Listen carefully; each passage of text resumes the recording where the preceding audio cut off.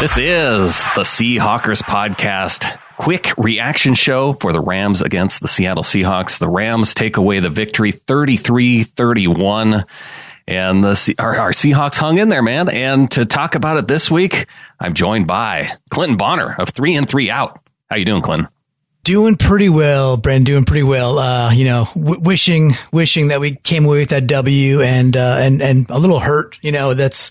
That's a tough loss right there, considering I think we kind of had them where we wanted them, but it's right after the game, quite disappointed, and a couple of hours later now, just kind of like, hey, can this team get it together for the rest of the year? Like a lot of promising things, and also a lot of things that just had us, just left us disappointed once again. But tough loss. But I don't know. I feel kind of conflicted. How about you?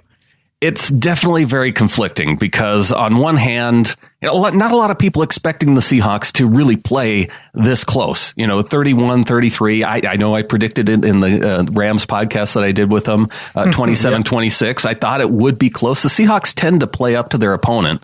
And so I was looking at that, taking that into account. It was at home. So in a way, you think, well, shoot, if the Seahawks play like they did against the Rams this week, then they should be able to play and hang in there with just about any team in the NFL, right? Because the Rams now 5-0, they clearly look like the best team in the NFL. That offense, no matter what you see, the frustrating thing today was just how open so many of their receivers were throughout the game. I kept having to ask myself, do they know that Robert Woods is the only good receiver left on the field? And yet he was getting wide open on nearly every play, it seemed like, in the third and fourth quarter. Yeah, the middle of the field was just gaping open, and I just kept wondering, is that just a consequence of no KJ, no Kendricks, Earl being out, and just those three things, that the middle of the field was just gaping open and just kind of killing us all game long. But I would say for me, while that was, clearly disappointing and just kind of jarring, the biggest thing to me was just the fourth quarter. The fourth quarter of this game, at home, something happened where kind of the wind got sucked out of us. And it wasn't just one play. It was like an amalgamation of several, including some penalties and just things going backwards. And we just lost our groove, and that was it. We never got it back the rest of the game, although the defense put us in places to have a chance. Yeah, the Seahawks went into that fourth quarter with the lead, 31-24, and Seattle got the ball back. Gosh, when the Rams got the touchdown and then they missed the extra point, and Seattle's still up 31-30, it felt like at that moment, okay, that extra point was going to be huge. But the Rams, they get the field goal. And I think the one that was just so frustrating is when they went down the field, they had the deep pass to Tyler Lockett.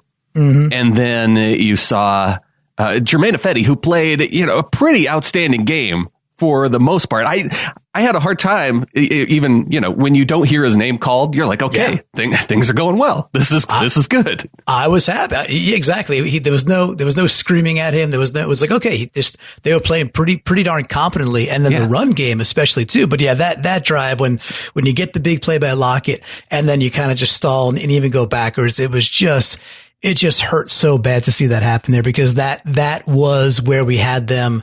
That was their opportunity to put the game away right there. Stalling at that part of the game was just, it's hard to say, just unfortunate. Right. And, I was watching Fluker after the game as well, talking about a penalty that he didn't think that he deserved as well. But overall, the offensive line, I thought we looked good. We ran the ball well. We moved them. We were running the ball between the tackles quite effectively. 6 yards, 8 yards, 12 yards, both our backs looking great. But yeah, when that drive stalled out, it was tough slaying from that point on. The momentum was really sucked out of us. And they did. They had the momentum. They had Tyler Lockett on that sexy deep ball down the middle of the field. And I understand what they're doing there. I understand that, okay, here we are. It's inside of 4 minutes. we just crossed over midfield. We're getting into field goal range. Let's start to drain some of the clock. And they've had success running the ball. But then, so the false start from Ifedi, and then you have that holding call by Fluker. And yeah, it was a little bit iffy, but you know, it was callable. Yeah. Yep. And that was really, that holding call is what killed the drive there. And I know there's some people that are probably going to be a little bit critical because it kind of felt like you were taking the foot off the gas just a little bit by not, attacking the corners a little bit more. They'd had so much success going to right after Peters. And from the Rams' perspective, you would have had to have guessed that, yes, the Seahawks were going to want to try and run the clock out there. But maybe you feel a little bit better about being more aggressive at that point, trying to get it inside the 30, inside the 20, so you're a little bit closer before you really start to, try and pound it there and take more time off the clock. Yeah, I think the big thing for most of the game was we were not sitting in 3rd and 9, 3rd and 8, 3rd and 11s, which obviously that was the entire Chicago game and most of the Denver game, and hence we lost those games. Most of the game today, we either were converting on second downs quite a bit, or it was 3rd and 4, 3rd and 2, 3rd and 1, and we were running the ball. And then all of a sudden, late in the game, we find ourselves in kind of back to back, 3rd and longs again. It was just a bit, just a chaos to me. Like, it was just wrong place, wrong time. And I do want to say too, I don't think Ifedi had a false start in the sense that I think the clock was at 00, and they actually pinned Ifedi anyway. So, Ifedi gets a lot of blame, and deservedly so throughout his Seahawks career so far. But in that particular play, I actually think it was just kind of a bit of mismanagement, and the clock was running to zeros, and they kind of flagged Ifedi. So, just trying to be fair to him, because he did play a pretty damn good game. He was probably it was probably either going to be a delay a game, right, or the false start, or they're going to have to burn a timeout. And at that point, they were running low on timeouts once again. So let's come back to third downs, because the Seahawks did actually perform pretty well on third down, especially in comparison to the Rams. But in terms of timeouts, at the end of the game, the Rams, the defense looks like they get a third down stop, just stop them just a little bit short. And it looked like he even had the first down on the second down run. But it was close. It was close. They bring it back 1 yard short.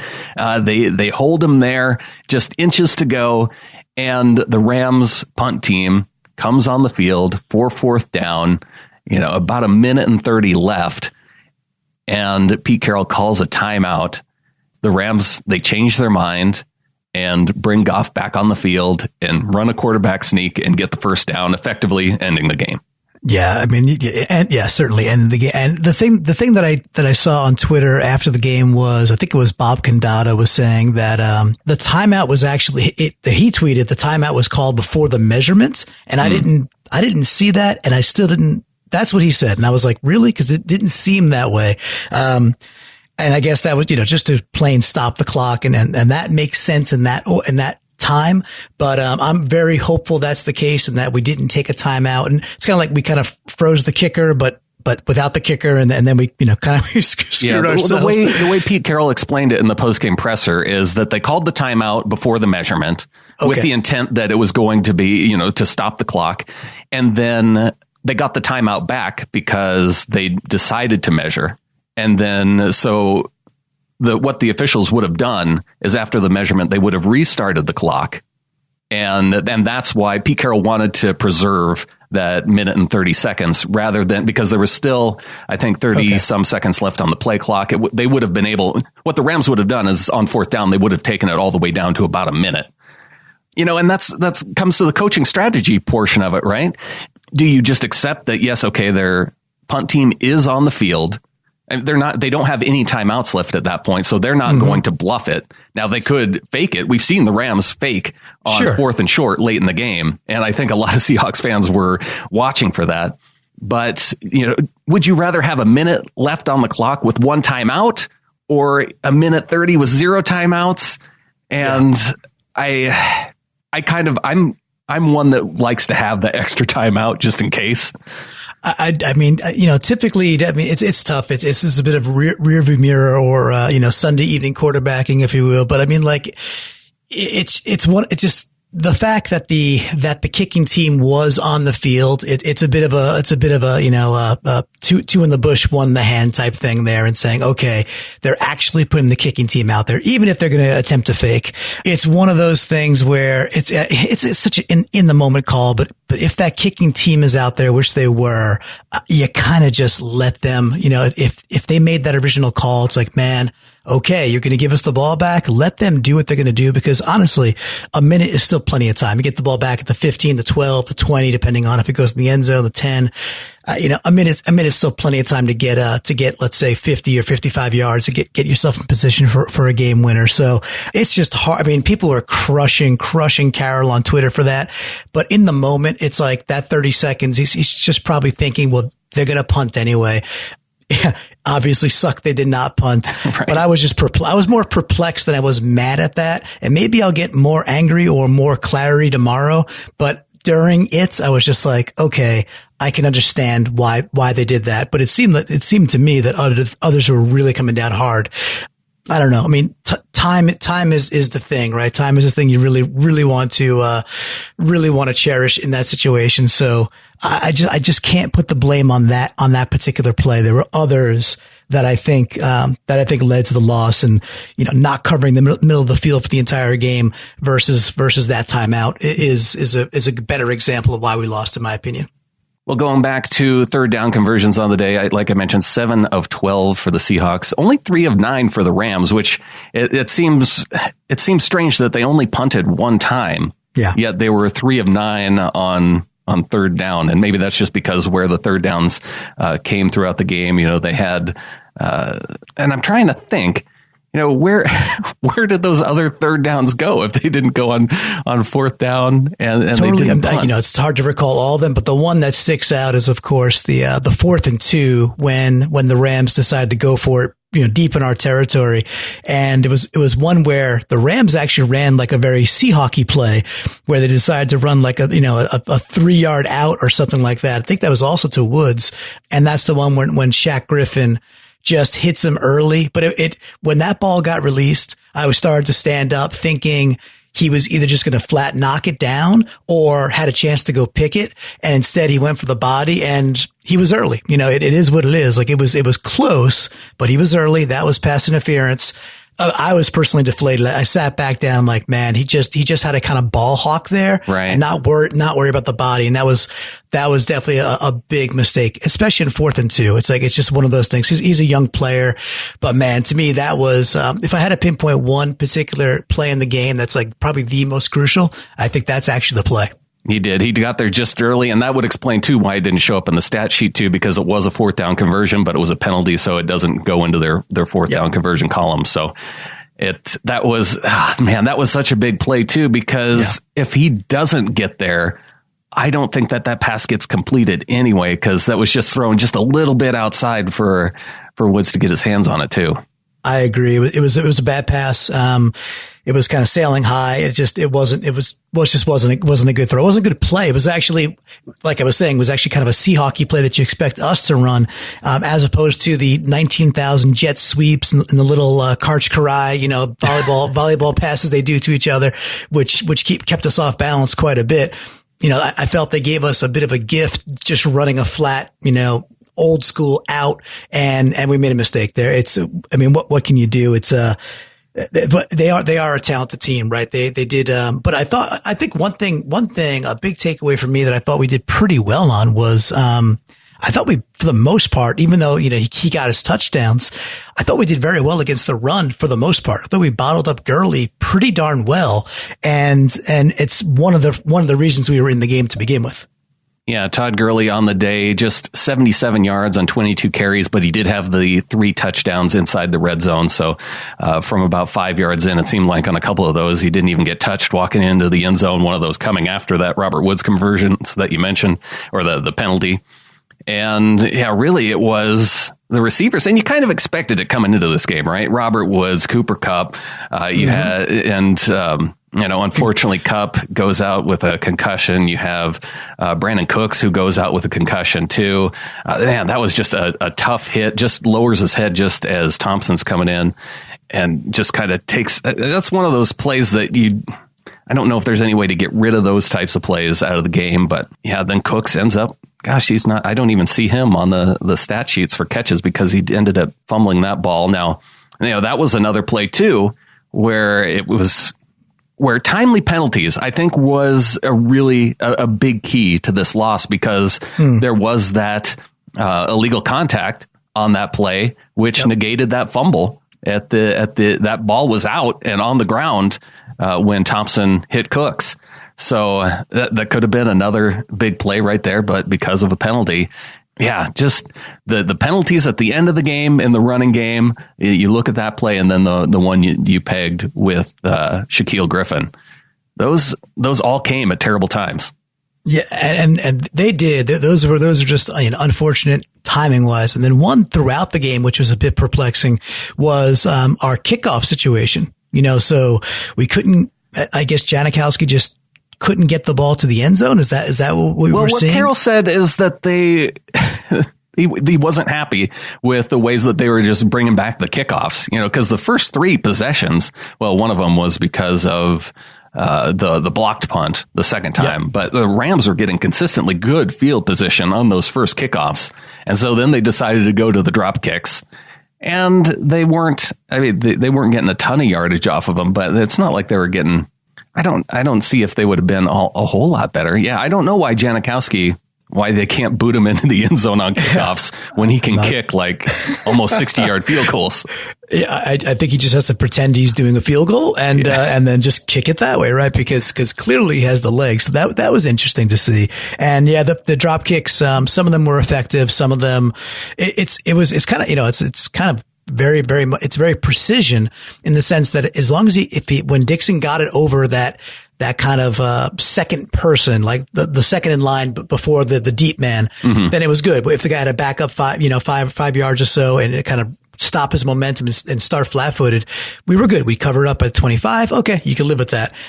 It was just a couple times where he didn't execute it as successfully. And you know what? I'm not too sure you can count on that as opposed to just teeing it up and letting your guy just try and drill it out of the back of the end zone. So that was a little perplexing at the very least. I mean, kind of always cool to see drop kicks, but certainly cooler to see, certainly cooler to not see him start the 40-yard line because they did. I mean, I wonder what their average starting possession was, and including, of course, the block punt. It must have been, just taking a guess, it must have been somewhere around 35 yards or better, from their own 35 or better. I don't know if, I'm sure we could pull that up, but giving that to the Rams, that's tough. Those guys, they obviously they can move the ball and, nobody has stopped them just yet. So it's, I didn't think going into the game that, kickoff play and special teams would be that big of a deal, but that ended up being pretty big. We gave them a short field too many times and it burnt us.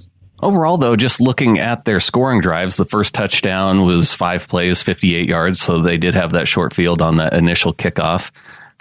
They made a field goal after driving 79 yards to go up 10-7. Okay. Fortunately, it was the pick by Frank Clark that took potential points off the board after the block punt. So after having food poisoning all week, Frank Clark, he didn't have a sack in this game, but he did show up in the stat sheet with the interception, with pressures. And fortunately, for him to even make the game from the sounds of what he was going through in the week, and he said to stay away from Butterball turkey burgers. So food tip from Black Elvis.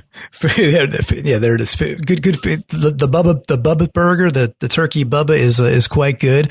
And I've had the Butterball in a pinch. And luckily I did not get the food poisoning, but the Bubba burger is a superior turkey burger. Of course, any beef burger trumps a turkey burger any day of the week anyway, sure. But that goes without saying. Well, going back just to the distance of the drives though too. Yeah. In the third quarter, the 63-yard drive to get a touchdown there, 74-yard drive. So really, okay, well, they were just driving the field, and it didn't really matter where they started. Hey, then I stand correct on that one too. It just those are pretty long drives, and I guess the Rams are going to do that to a team. And I guess I think one of the things that might play into that too is you said earlier, like Clark did get a sack. I mean, I know the Rams O-line is good, and we did I think a really good job against the run, but where are we going to get a pass rush? Is it, I mean, in your opinion, is it, hey, the Rams have a top 2 or 3, or top 5, offensive line when it comes to pass blocking, or Seattle has a bottom 10, pass rush, or some combination? What's your take on that? I think there was just such an intense focus on stopping Todd Gurley in this game, because you notice that in a couple times early on is that if the ball looked like it was going to Gurley, they were keying in on that more than those passes that, were kind of going over the middle and short. So I think it was just kind of the defensive game plan that they wanted to keep, one, everything in front of them, and two, go after Todd Gurley. Considering, I guess you can say they did hold the Rams to their fewest amount of points for this year so far. So it kind of worked, but again, they're just so dynamic on offense, and they can score so quickly, and they scheme guys open so well. We kind of bagged on the Vikings for putting linebackers on dudes. And now I kind of think about, well, shoot, I mean, we had guys that were just running wide open. It didn't matter if there was a linebacker or anybody on them. We didn't have anybody on them, right? At least they had linebackers. So, right. It was like literally just, 5 yards in between them and the next Seahawks. So that was tough. But I do think I think you said the word there. I think it's the scheme, and I don't think the NFL has quite caught up just yet. And I wonder when we will collectively, what team will catch up with this, because we are seeing it week in, week out. And it's not like they're playing cupcakes, like the Vikings went in today, and not the Eagles are not exactly, firing at all cylinders just yet with Wentz just getting back kind of into the groove of his second week back.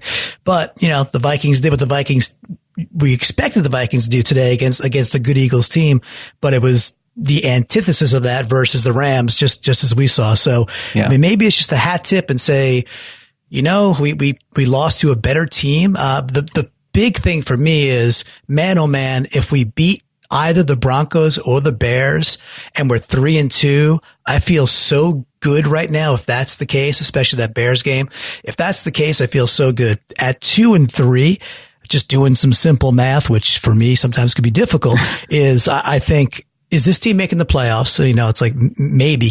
Are we playoff caliber? I think we can be. I think we could make the playoffs. We have to go 8-3 now. We have to go 8-3 to make the playoffs. And you start looking at that schedule. Some teams look better than they did a couple of weeks ago. Lions. Some teams look maybe worse than they did a couple of weeks ago. Packers.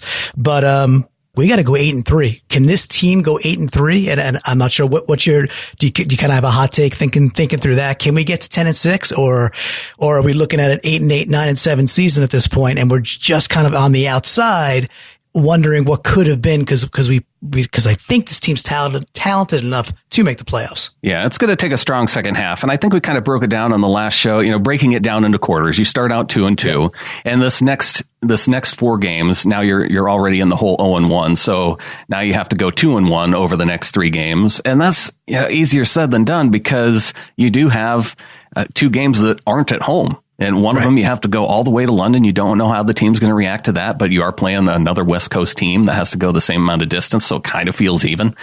And then you have that Lions game, and like you mentioned, they are looking a lot better. What it's going to take is a strong finish in that second half. And if you can go 3-1 out of those 4 games in each of those last 2 quarters, then I think you're still in play for a final playoff spot.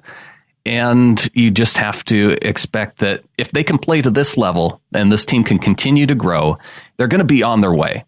Let's talk about some of the positive things that really did come out of this game, because, Seattle running the ball, the Rams coming into this week, they were the number 5 team against the run. And I think a big part of that is because the Rams are so, they get out ahead of teams, and then you kind of have to abandon the run to hang with the Rams. So I think it was partially due to that, but 190 yards on the ground, Chris Carson, 19 carries, 116 yards, average over 6 yards per carry. And Mike Davis, 12 of 68. A big part of that was his 37-yard run. Also mixed in another rushing touchdown in this game. And then Russell Wilson, pretty efficient on the day, especially, up until those last few drives, finishes the day 13 of 21. and 198 yards with 3 touchdowns, QBR of 88.3, quarterback rating of 132.5, which was over what Jared Goff had on the other side with his 321 yards. His QBR down at 76 and a quarterback rating of 88.2. I think the interception factored into that a little bit, which was kind of meaningless at the end of the first half. Yeah, I mean, starting at the top there, I think Russ played a very good game, but we didn't finish, right? So it just leaves that kind of sourness in our mouths here, because there were two particular like tight end seams where it seemed like Russ did not have he needed a little extra zip on a couple of balls, like down to when he had a couple of tight ends that were, Vanette was the second one where it kind of got tipped up where they were open, and Daniels was the one that was kind of open over the middle. Yes. Yeah. And he threw it behind him a little bit, and it's just a little too much air under it. And again, listen, we're talking about great athletes who missed by a tiny little bit, right? And a couple of plays before that is hitting Lockett in stride for 39 yards and a touchdown. So it's, you can't kill the guy, but it's just, but with Russell, I mean, we had a vertical game going, unlike last week where the spray chart was all just all these flat, all over the flats and nothing deep. Vertical game was looking good. I mean, all set up by the run, and also the play action was fantastic. Play action, getting Russell out, going deep off the play action, or a couple times checking down. It was all working. It's just one of those games where we kind of had them, right? So we did what we wanted to go do.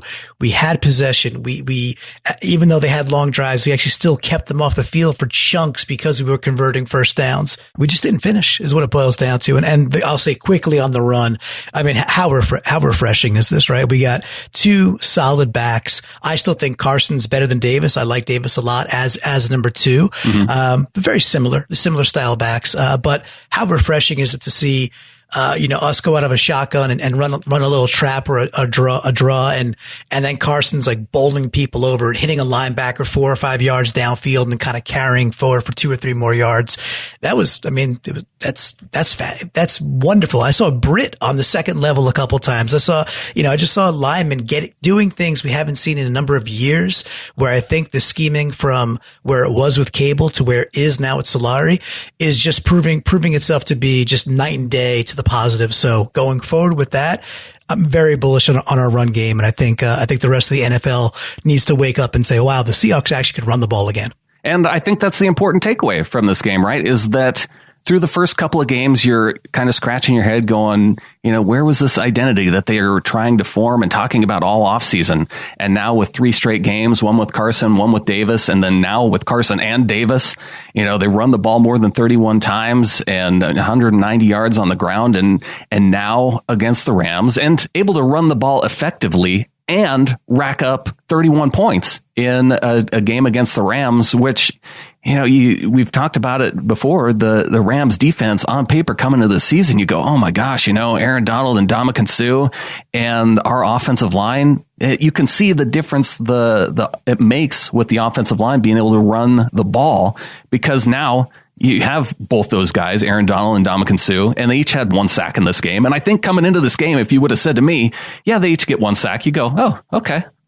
I could take that from the Rams. Yeah, you take that and you run every day of the week. That's not a big deal. That's going to happen. And speaking of the old line, do you think that Posick gets his job back?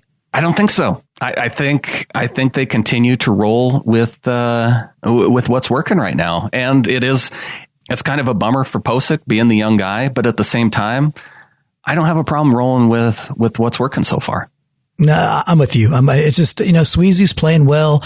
He does have that bit of nasty to him. Not to say Posick does or does not, but Posick is young. He could sit there and just continue to learn. And who knows, how injuries are in the NFL anyway. But so the bottom line for me is that heading over to London, this is a Raiders team that I am not all that impressed with this Raiders team. We should be able to move them off the ball and hopefully have a similar type running performance where we just control the game, where it's obviously the Raiders offense is not the Rams offense. If we could put that kind of run performance together and then Russ is getting the vertical game going, should be a really good time for all the Seahawkers that are going to watch the game in London. The Oakland Raiders, they fall to the Chargers 26-10 in this game, so they're coming in this game really desperate for a win in their division as well. Going to be a good matchup to look at as we get to it on Wednesday. Clinton, I want to thank you for filling in for our man Adam Emmert this week. Listen, it's